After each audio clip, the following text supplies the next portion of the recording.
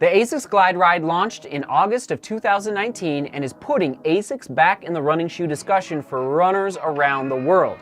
For years, many runners wondered, when will Asics catch up with the times, as the pace of innovation from the likes of New Balance, Hoka, Nike, and others seemed unstoppable. That wondering ended this past summer with the arrival of the GlideRide. Asics' thesis behind the GlideRide is straightforward. The shoe lets you run longer while expending less energy. Is it true? I'll get to my answer in 1 minute.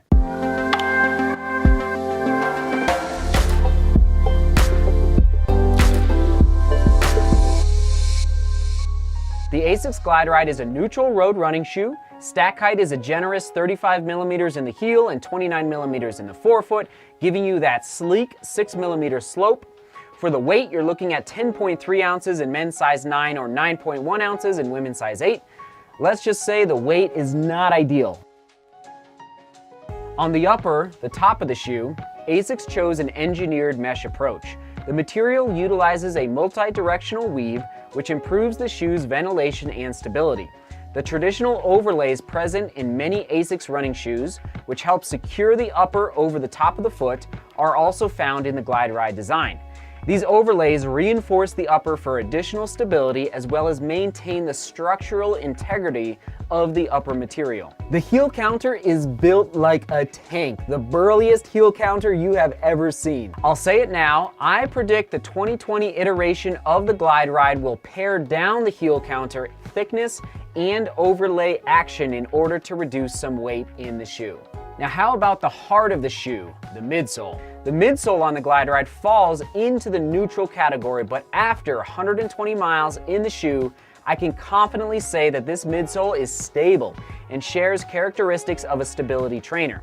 As already mentioned, the GlideRide midsole uses guide sole technology that strives to minimize lower leg movement, specifically the flexion of the ankle, and increases energy efficiency through a combination of a curved midsole platform, stiff forefoot thanks to an EVA propulsion plate between the midsole and outsole, and a forward rocking alignment.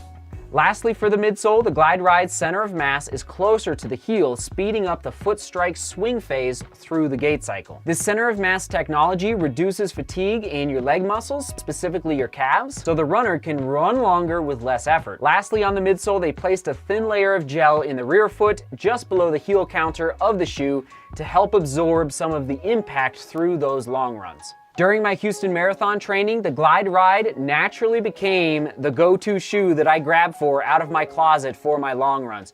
20 miles, 22 miles, it was crazy. It's like I just always wanted to grab for the GlideRide.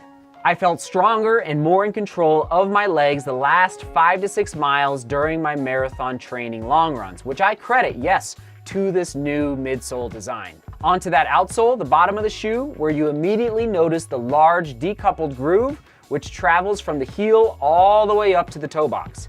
This outsole groove helps save some weight on the shoe, just a little bit, and assist the foot strike transition. For the grip, Asics uses a carbon-injected rubber, creating a diamond pattern on the outsole. You'll notice that the entire outsole is covered with this injected rubber, unlike many other shoes on the market that choose to forego rubberized protection, specifically in the midfoot area. This move by Asics lends to my thesis that this shoe is built for the long haul. At least 500 miles of training is my prediction. Now, I've only taken it to about 120, but I think you could get at least 500 miles out of the Asics GlideRide. And although the Asics high abrasion rubber completely covers the outsole, that does not mean the landing is hard, unlike some Asics shoes of the past. Now, why did the Asics GlideRide sneak into my top 3 road running shoes of 2019? It's that smooth as butter transition in the gait cycle. I actually had to hold back on my long runs in this shoe. Although the shoe is a little heavy, which I actually prefer for longer training sessions, the rocker shape of the midsole coupled with the outsole lends itself to a faster paced long run trainer.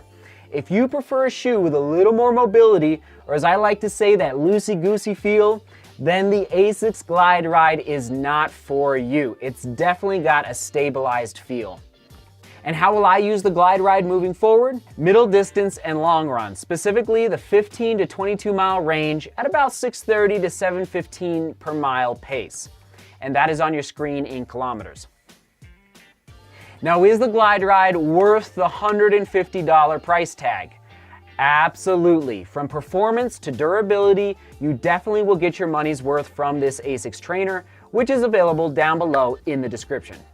Now, what's my final score for the Asics GlideRide? After everything I just shared with you, I'm going with 8.5 out of 10. Amazing, great score, and yes, I cannot wait for the next iteration here in 2020 for this shoe.